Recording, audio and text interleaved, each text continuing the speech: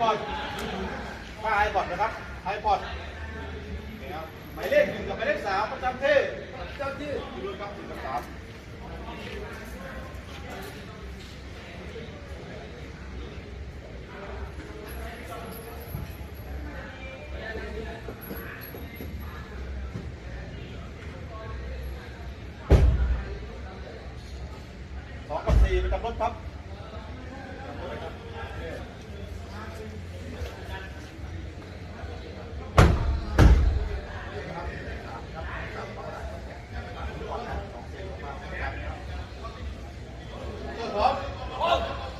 ออกกระดาษคอนแทค13ยิงกดตู้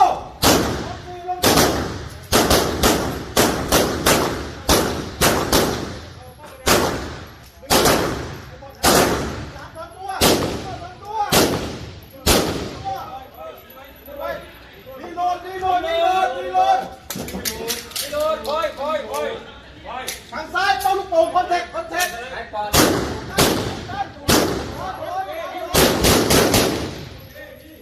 เยี่ยม แล้วก็มายิงลูกโป่ง เยี่ยมมากเยี่ยมมาก มายิงคุ้มกัน